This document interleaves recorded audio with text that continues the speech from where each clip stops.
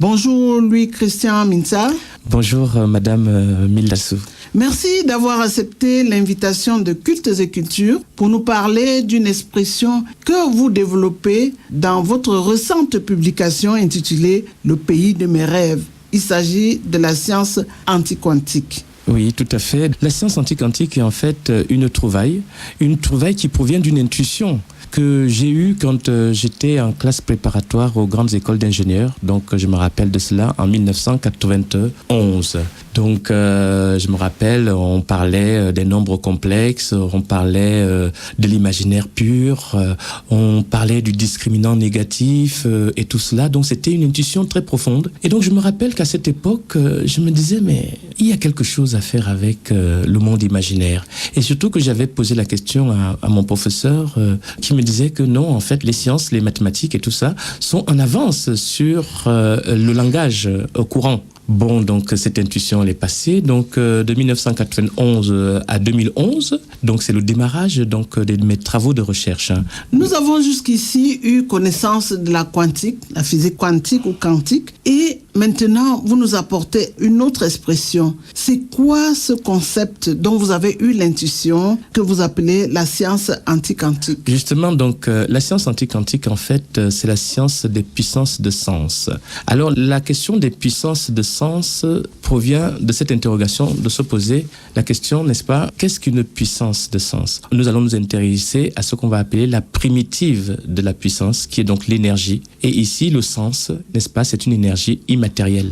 Le sens, n'est-ce pas, c'est ce qui guide la conscience. Nous nous sommes intéressés donc aux puissances de la conscience et qui nous ont amenés à définir la vie de l'être humain comme étant essentiellement une force de conscience, une force de vie donc. Et cette science antiquantique, c'est elle qui va nous amener donc à comprendre qu'il y a deux milieux de conscience qui sont établis et ils sont établis mathématiquement en fait. Donc il y a le milieu du strie de progrès qui est donc un milieu des puissances positives, V plus esprit positif, et le milieu des puissances négatives, n'est-ce pas, donc les puissances antiquantiques négatives qui sont donc les esprits mauvais, c'est-à-dire les fautes. Alors il a fallu qu'on se pose la question, qu'est-ce qui faisait le plus et qu'est-ce qui faisait le moins? Et c'est là où nous avons mis en place la norme de ce qu'on va appeler l'intérêt général humain, car quand on est favorable à l'intérêt général humain, on est positif. Quand on est défavorable à l'intérêt général humain, on est négatif. Et cette science qui vient en prélude, elle devient véritablement science, car elle vient à l'apogée de la science quantique maintenant. Voilà ce que je voulais vous demander, voilà, c'est quelle est la différence entre la science quantique et la science antiquantique? Justement, donc, le sujet est que quand on va à l'apogée de la science quantique, on se rend compte que la physique quantique, elle est un peu bizarre. C'est-à-dire que l'énergie physique interagit avec l'énergie immatérielle, donc l'énergie antiquantique. Et ça, c'est les travaux qui ont été faits par le professeur Serge Haroche, qui est le prix Nobel de physique quantique 2012. Et d'ailleurs, ce qui avait conduit à l'époque, un tout petit peu pour ceux qui sont des grands chercheurs en physique quantique, au principe d'un déterminisme de la physique quantique, à savoir que l'observation agit sur le comportement de l'énergie matérielle, c'est-à-dire le comportement des atomes, le comportement des photons, le comportement des électrons. Et cette expérience-là est relatée dans le livre « Le pays de mes rêves » pour que les gens s'aperçoivent de comment est-ce que l'énergie, le pouvoir de l'observation, et je viens parler de quelque chose de nouveau également qui s'appelle l'antimasse. Dans votre livre dont intitulé « Le pays de mes rêves », vous associez la démocratie socialiste à la philosophie et idéologie de la science antiquantique. Et il faut comprendre qu'il y a un ordre à tout cela. C'est d'abord la philosophie politique avant l'idéologie politique. Oui. La philosophie politique, elle nous donne le langage, c'est-à-dire qu'elle nous donne les termes. Et ces termes sont d'abord définis. Le sens des mots est très important avant de parler d'idéologie. Si nous voulons donner un chemin de vie, un chemin de conduite à une nation, si nous voulons donner des conseils, il vaudrait mieux utiliser les mots justes, donc des mots qui ont été justifiés. Et ils sont justifiés ici à travers donc la philosophie politique. Ici, cette philosophie politique qui est une nouvelle discipline de sciences politiques, qui est ici la spiriphilo, que personne ne connaît puisque c'est moi qui suis le professeur Tenancher,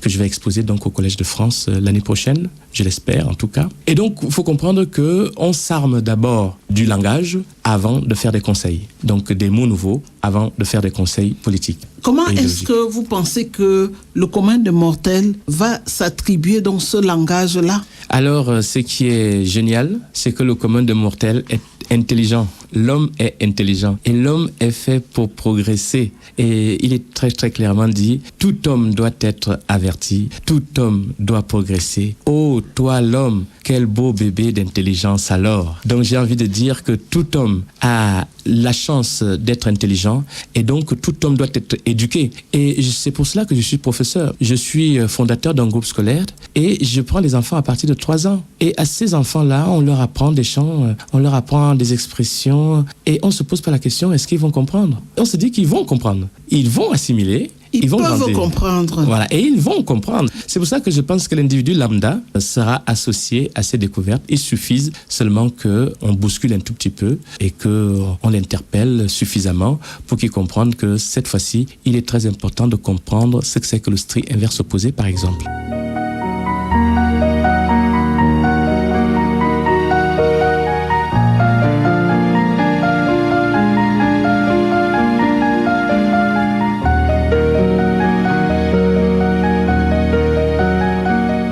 Sur le poste national de la CRTV, vous écoutez Cultes et Culture. Votre émission vous entraîne ce matin dans l'univers de la science anti-quantique. Vous dites que le commun des mortels comprendra. Tout à fait. Pourquoi pensez-vous que c'est évident que le commun des mortels comprenne ce que c'est que la science anti-quantique et toutes les théories que vous développez autour? Alors, je vais le dire de manière claire. En fait, les intuitions de la science anti-quantique proviennent également de la civilisation profonde d'Afrique, c'est-à-dire des enseignements de mon grand-père. J'ai envie de vous dire que mes grands-parents savaient déjà certaines vérités de la science anti-quantique, puisque la science anti-quantique, c'est une science vie, finalement, vie humaine. Hein.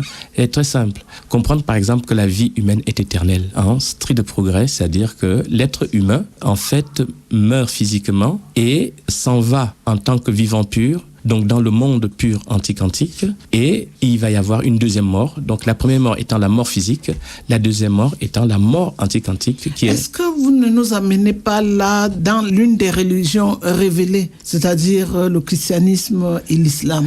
Disons que nous venons, en termes de science, confirmer justement ce qui était de l'ordre de la prophétie. Et nous venons le dire de manière scientifique. Il y a le cycle de l'énergie. L'expérience qui est développée dans l'œuvre, là, donc l'expérience fondamentale de la science anti-quantique, vient nous prouver que l'énergie qui vient du Soleil descend sur Terre. Donc l'énergie du Soleil est une énergie matérielle, une énergie donc physique, quantique. Donc selon la science anti-quantique, la réalité, pour qu'elle soit fixe, elle a besoin de conscience, c'est-à-dire d'une conscience, d'une vie pour la stabiliser. C'est l'expérience fondamentale de la science anti-quantique. Et l'énergie quantique est transformée en énergie anti-quantique à l'intérieur de l'antimasse de l'être humain. Donc, et ensuite, à la mort physique, nous retournons vers le soleil des consciences et le soleil des consciences qui est accouplé au soleil quantique. Et vous comprendrez que le soleil, par exemple, que vous voyez, qui brille tous les jours devant de nous, il y a des gens qui disent que ce soleil-là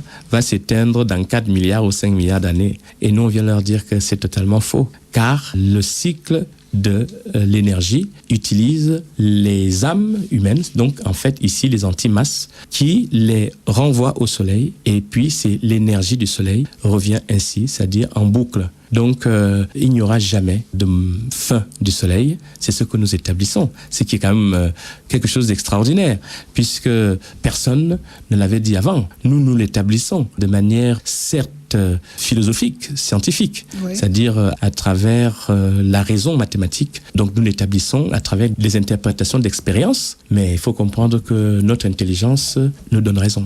Vous intitulez votre livre « Le pays de mes rêves ». Après toutes les définitions que vous nous faites, qu'est-ce qu'on entend par ce pays de vos rêves? C'est très simple en fait. C'est un pays. Alors un pays, c'est un pays. Mais sauf que c'est un pays imaginaire comme Alice au pays des merveilles. C'est un pays. C'est-à-dire qui a un territoire, et qui a des hommes, qui a des humains, et puis un pays réel. Enfin, je veux dire un pays qui existe. Mais sauf que un pays pour qu'il soit constitué, il faut une constitution, il faut une déclaration de naissance de ce Donc, pays. il y a plusieurs éléments qui précèdent même la création d'un pays. Voilà, donc le pays de mes rêves, vous comprendrez que dans la fin de l'œuvre, il y a l'anti-cantique déclaration d'Afrique-États-Unis. C'est-à-dire qu'on n'est pas dans la déclaration d'Afrique-États-Unis, on est dans l'anti-cantique déclaration d'Afrique-États-Unis. L'anti-cantique déclaration d'États-Unis, en fait, c'est les causes c'est-à-dire c'est l'énergie primitive dans la pensée qui va faire en sorte que nous fassions la déclaration d'Afrique-États-Unis le 28 mai 2035. Nous sommes dans ce qu'on va appeler logiquement l'infinité des primitives. Et n'importe qui peut faire son anti-quantique déclaration de son pays. Ça ne condamne pas.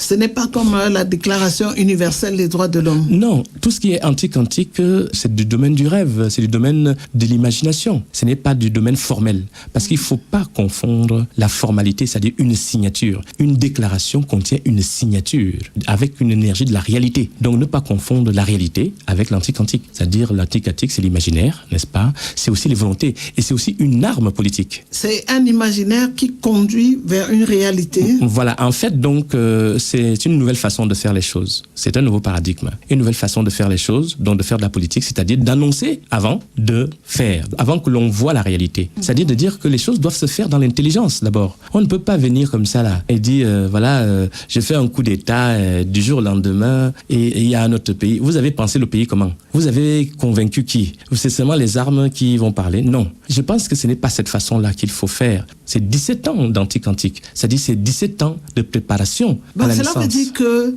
pendant 17 ans, vous avez commencé à vous organiser pour bouleverser l'ordre des choses? C'est ça, c'est-à-dire à partir d'aujourd'hui.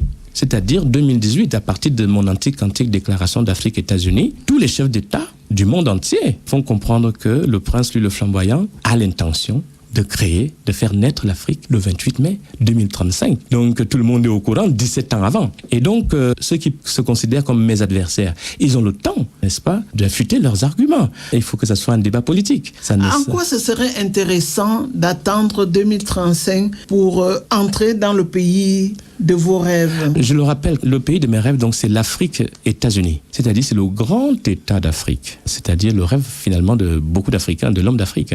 Il y a beaucoup de chefs d'État, beaucoup de leaders politiques qui avaient souhaité.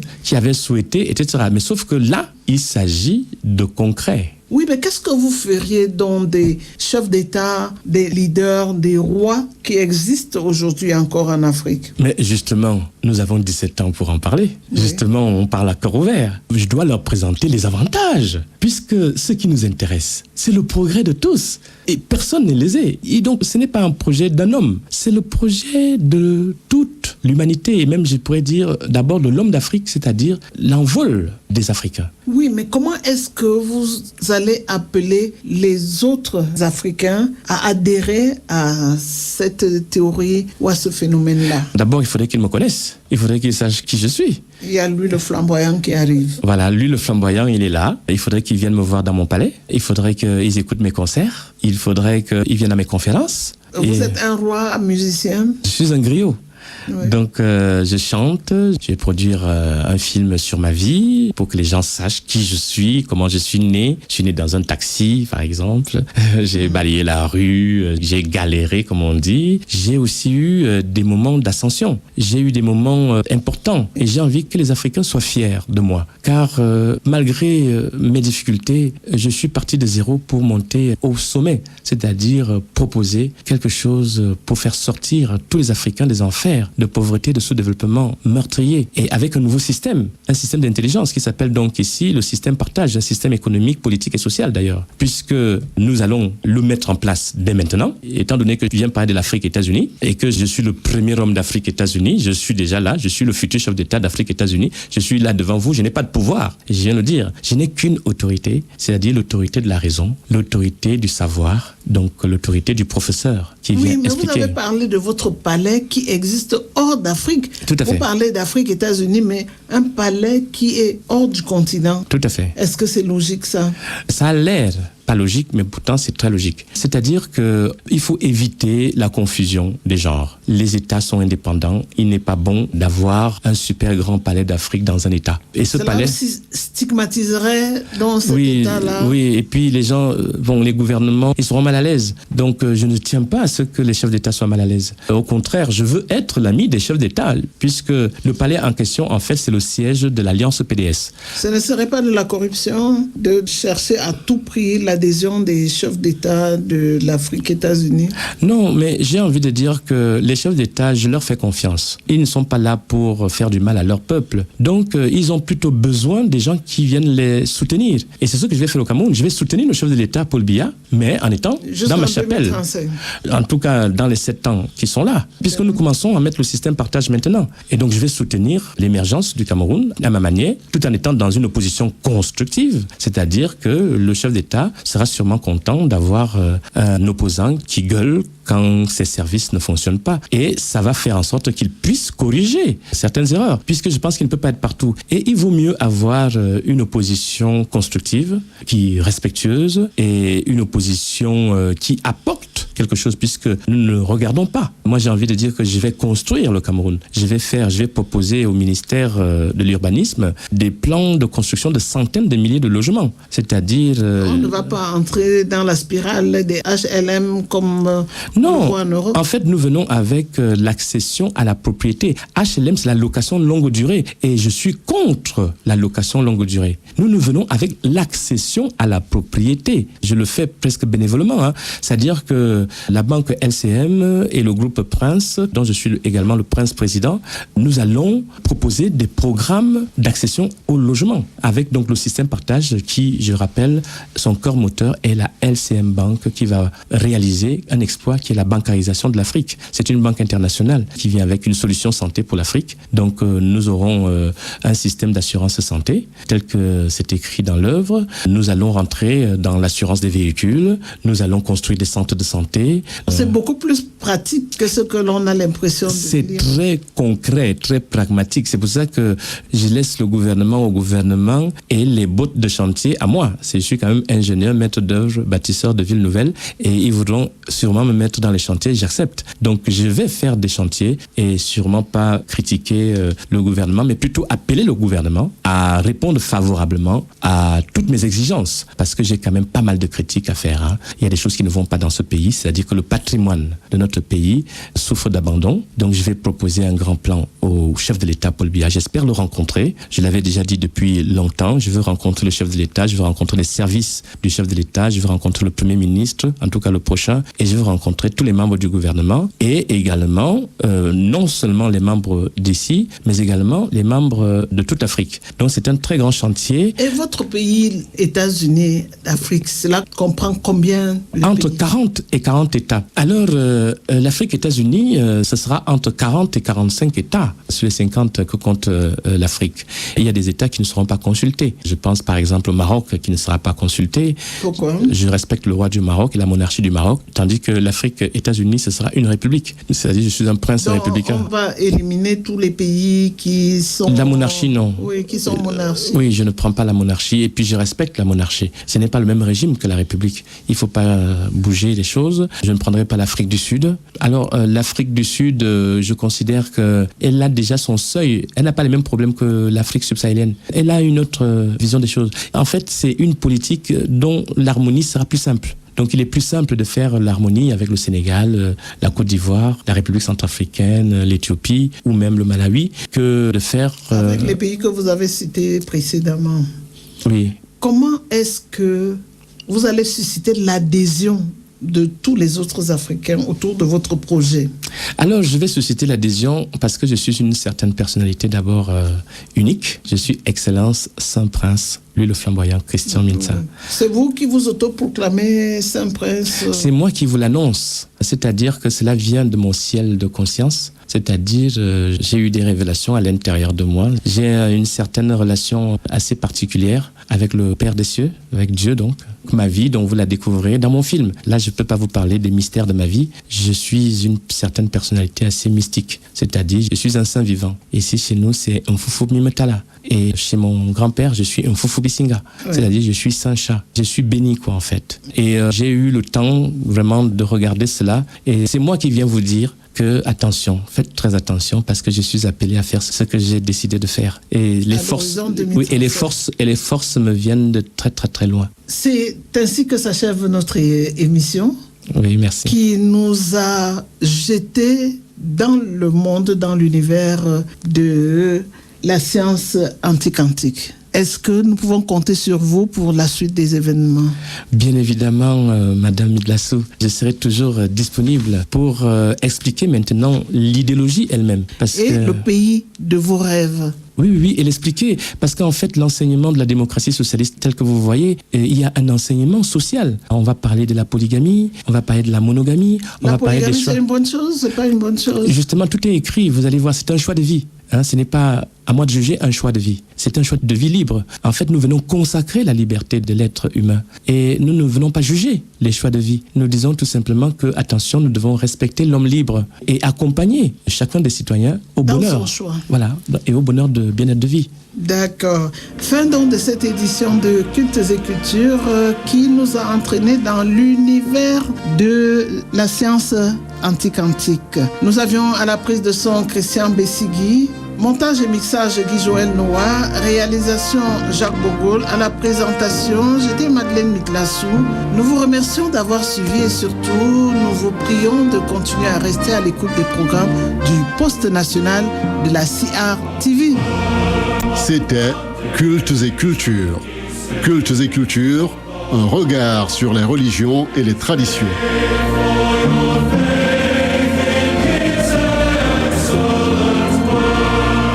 Cultes et Cultures, l'émission qui nous édifie sur la connaissance de nos rites. Cultes et Cultures, une émission du Poste national de la CRTV, présentée par Madeleine Midlassou.